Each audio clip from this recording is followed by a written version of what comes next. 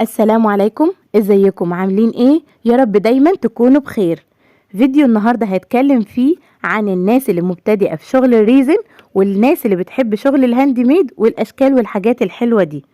الباكج ده اللي قدامي ده باكج للمبتدئين في صناعة الريزن، يعني الناس اللي هي مبتدئة في صناعة الريزن يبقى لازم تجيب كل الحاجات دي. وكمان في حاجات مهمة جدا وأساسية وفي حاجات مش مهمة قوي. مادة الريزن دي ممكن تقدروا تعملوا منها حاجات كتيرة قوي، زي صواني خطوبة وصواني شيالات كحك وصواني تقديم وحاجات من دي كتيرة قوي. فيلا بينا دلوقتي نبدأ بالخامات المطلوبة والأساسية جدا. عندي أول حاجة هنا الميزان. لازم الميزان يبقى معاكي في صناعة الريزن، لأن لو من غير الميزان ممكن تهدري في المقادير والمقادير بتاعتك ممكن تطلع مش مظبوطة. تاني حاجة هنا هحتاجها الخامة الأساسية اللي هي الريزن نفسها.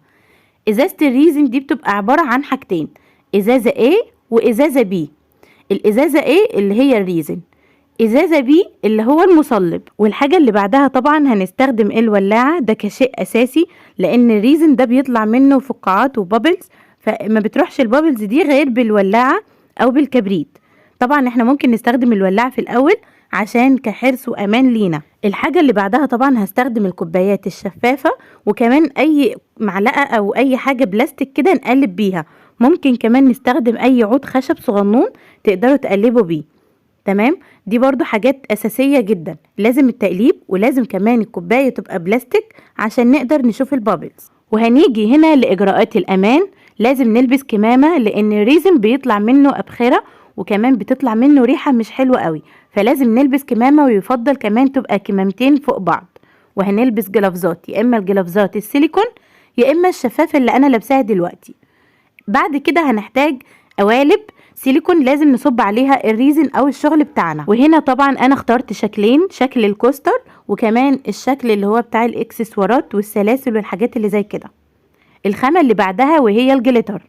ممكن طبعا تحط جليتر في الاول وممكن ما تحطيش، بس انا طبعا عشان عايزه اعمل شغل كتير قوي فاخترت 3 الوان من الجليتر.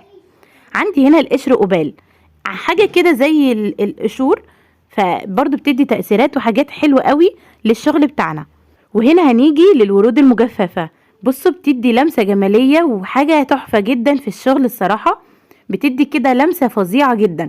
فالورود المجففة دي أكيد ولازم تجيبوها عشان لو انتوا عايزين ان الشكل بتاعكم يطلع شكله حلو قوي. وكمان عندي ورق فضة وورق ذهب، طبعا ده برضو اللي للتزيين والحاجات اللي زي كده، فطبعا لو مش مهمة بالنسبة لكم ممكن تستغنوا عنها. هنا عندي الالوان انا جبت لونين، لون ابيض ولون اسود. طبعا دي الوان مايكا والوان بيجمنت، في انواع كتيره قوي زي الوان كحوليه وكمان في الوان مضيئه وحاجات كتيره قوي قوي، بس انا اخترت اللونين دول. ودول بقى للفينش الاخير خالص. يعني انا دلوقتي لو انا عملت الشكل بتاعي فانا هضطر احطها في سلسله، فجبت سلسله وكمان جبت زرد واشتريت كمان ميداليات. فالحاجات دي كلها للفينش الاخير لما تخلصوا الشغل بتاعكم. وبس كده، ودول اهم الخامات والمكونات اللي انتوا ممكن تقدروا تجيبوها لو انتوا مبتدئين في شغل الريزن.